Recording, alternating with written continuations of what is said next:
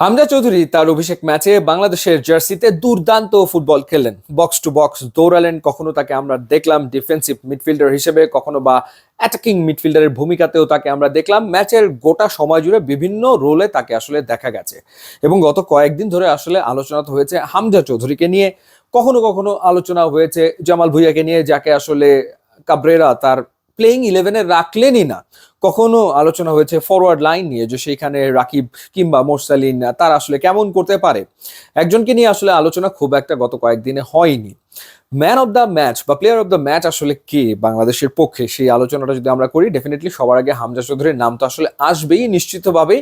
আবার অনেকে বলবে যে রাকিব, মাঝে মাঝে যেরকম সলো রান তিনি দিয়েছেন, যেভাবে করে সানদেশ অর্থাৎ ভারতের যে সেন্টার ব্যাক, তাকে তিনি যেভাবে করে পরাস্ত করেছেন তার গতিতে এবং কয়েকটা অ্যাটাক বিল্ড আপের ক্ষেত্রে তার যে ভূমিকা ছিল, সেই ক্ষেত্রে আমার মনে হয় যে অনেকে রাকিবের কথাও বলবে যে রাকিব দুর্দান্ত খেলেছে গোটা ম্যাচ জুড়ে। কিন্তু আমার কাছে মনে হয় যে প্লেয়ার অফ দ্য ম্যাচ, সেটা আমার দৃষ্টিতে তারেক কাজী।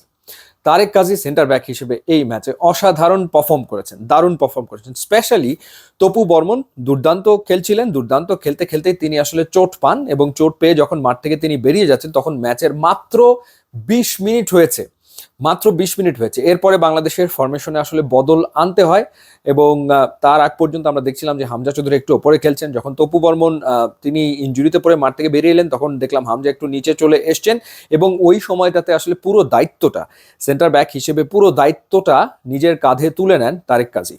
এবং কয়েকটা ক্লিয়ারেন্স তিনি যেভাবে করে করেছেন, কয়েকটা ব্লক তার যেরকম ছিল, একটা তো ইন্ডিয়ার একেবারে ক্লিয়ার কাট গোলের অপরচুনিটি ছিল, যেটা আসলে তারেক কাজী নস্যাৎ করে দিয়েছেন। এবং কখনো আসলে দেখা গেছে যে তিনি সুনীল ছেত্রীকে মার্ক করছেন কোনো কোনো সময়টাতে, আবার কখনো তিনি মার্ক করছেন লিস্টন কোলাসোকে। এক এক সময় এক একটা দায়িত্ব তিনি আসলে পালন করেছেন দারুণ দক্ষতায় নিশ্চিতভাবেই।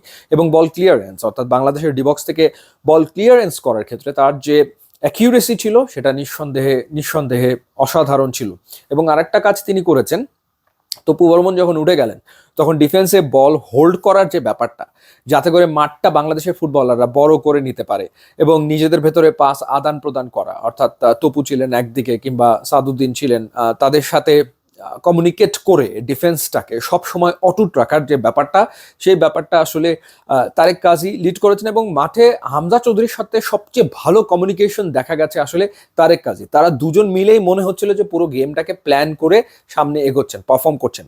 সো সেই দৃষ্টিতে আমার কাছে মনে হয় যে এই ম্যাচে বাংলাদেশের top notch performer definitely Hamza Chowdhury তো আছেই, কিন্তু তারেক কাজীকে আমি আলাদা করে একটুখানি বেশি ক্রেডিট দিতেই চাই। আপনার কাছে কার পারফরমেন্স সবচেয়ে ভালো লেগেছে বাংলাদেশ দলের, ডেফিনেটলি জানাবেন। ইউটিউব ইনস্টাগ্রাম লিঙ্ক দেওয়া আছে, যোগ দিলে খুবই খুশি হবে। And thanks for watching.